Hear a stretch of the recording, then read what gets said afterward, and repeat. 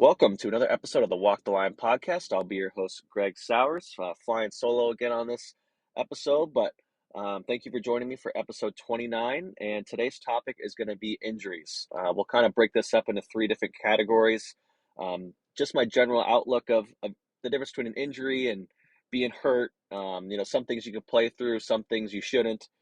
Uh, we'll discuss a little bit of the prevention and the recovery.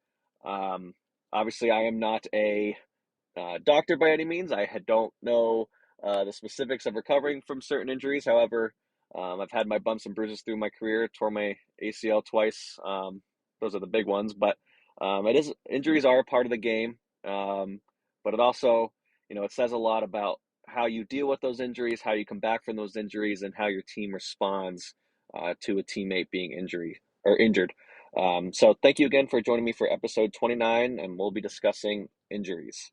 So to dive right into it, just on a personal level, with my Bantam AA team, we've had two players already go down with injuries. One a bone bruise and one a torn meniscus. So bone bruise will likely be back hopefully within the next month or so.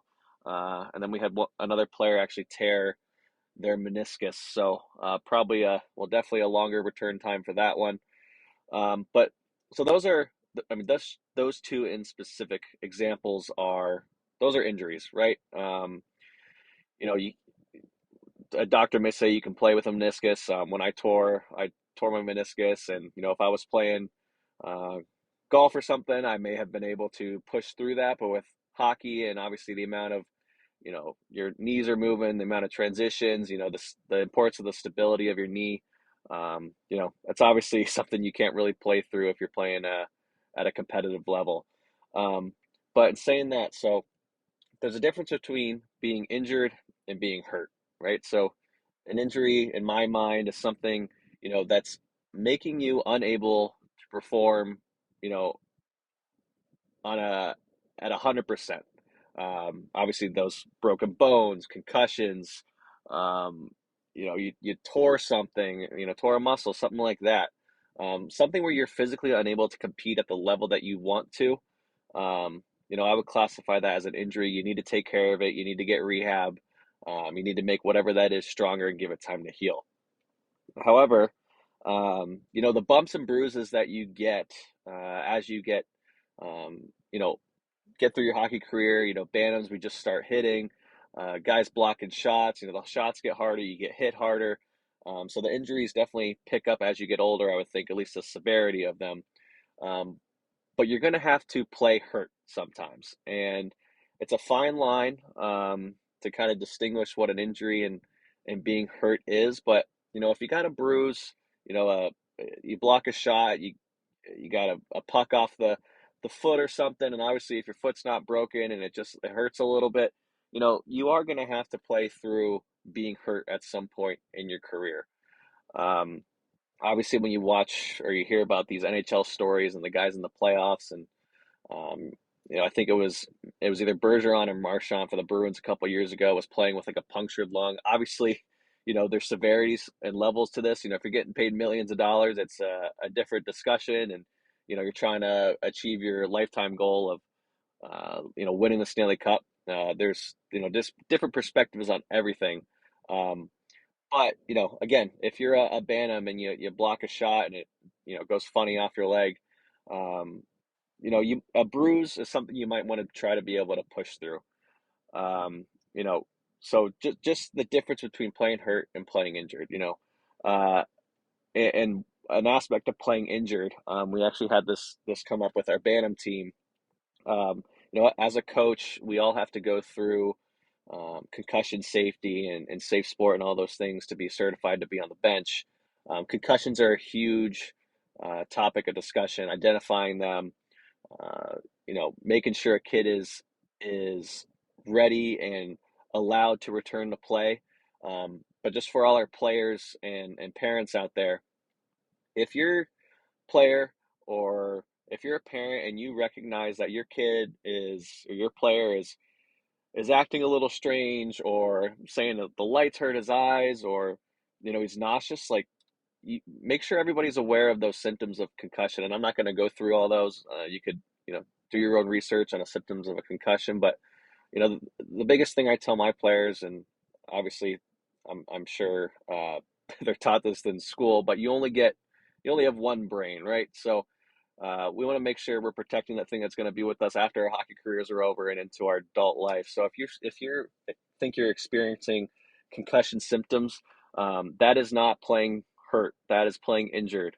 You only have one brain the rest of your life, and we just want to make sure you're taking care of your body in that sense. We had a player who uh, got hit on one of our Saturday games. I didn't notice anything, and obviously kids are getting hit all over the ice. He seemed to be acting, like his normal self. And then I got an email on Sunday night after we had played two games already, that he's still experiencing headaches and things like that. And obviously, I wish I would have noticed or caught, that he wasn't feeling the right way. Um, but so he's been pulled out of practice, been pulled out of his other activities that he's been doing. Um, and you have to communicate those things if you're not feeling the right way. It's not one of those things that you can you know push through, or it's smart to push through. Um, and well, one reason being, if you have a concussion and your brain's still in that sensitive timetable of getting that second concussion, the damage could be worse than the original hit. So let's just make sure we're taking care of ourselves, and realizing the difference between playing injured and playing hurt.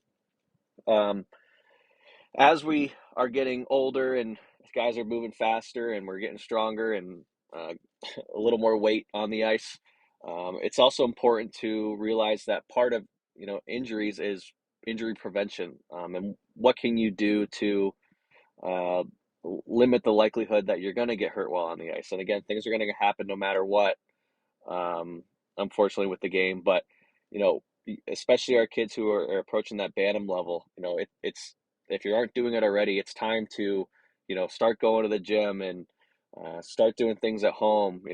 It's great to work on stick handling, and I highly encourage everybody to do that. But not only are you working on your strength to be a better athlete and produce more on the ice, but the stronger you are and the more support you can give your body, uh, the less likely you are to get injured. Again, speaking from experience over this past weekend, we have a lot of first year Bantams, and they're playing a lot of second year Bantams, and the size discrepancy between those types of players can sometimes be 50 pounds, if not more. Um, so it's a great opportunity if you're not already doing it. I'm not saying one exercise is going to fix everything, and I'm not saying you have to go in the gym and start chucking weights around. Um, but you can definitely do things that you can with the resources that are available to you. So, doing those body weight squats, doing push-ups, doing sit-ups at home.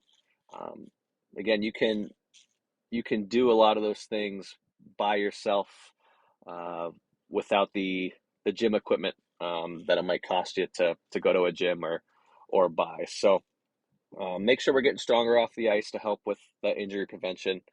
Also, a big part is as you get older, warming up is very important. Um,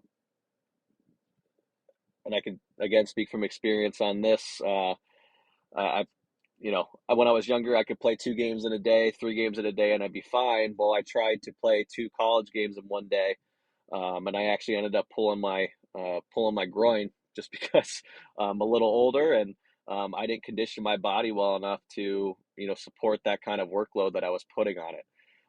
So just make sure that you're preparing your body not only with the strength training, but before you're about to do an activity, you're getting your warm up in, whether that's, high knees or jumping jacks or just something to wake up your body and, try to get a few stretches in to prepare your body for whatever that activity may be. Another aspect of the prevention is our diet, right? It's if you're playing competitive hockey and you want to take your career to that next level, or, you know, maybe this year you made the Bantam A team and you want to play in that Bantam Double A team, what can you do to separate yourself from a teammate or opponent, away from the rink? So we talked about doing exercises, working out, but you can also change your diet. Um, it's probably a good time to, if you're one of those people who has fast food every day, maybe mix in a salad, maybe a fruit or a vegetable, right? Get protein in your diet. It's time to maybe lay off the Skittles and, not so much soft drinks. So again, just these little things that we can do to best prepare our bodies, for athletic performance.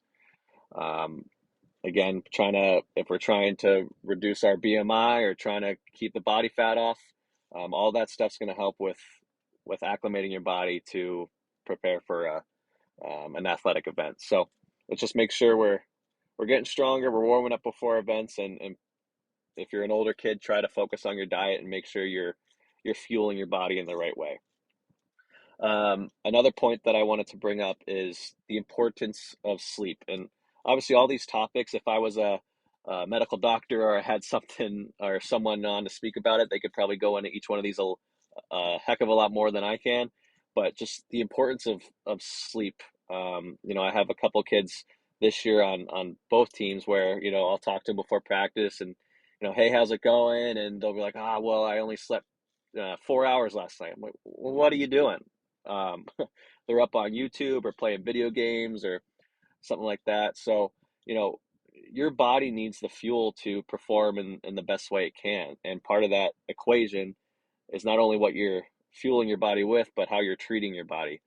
So if you're going to 2 practices a day and you're trying to work out, but you're not allowing your body to rest and recover from those events, you're probably not going to see the gains that you're looking for, but you're not going to be ready to perform that next day.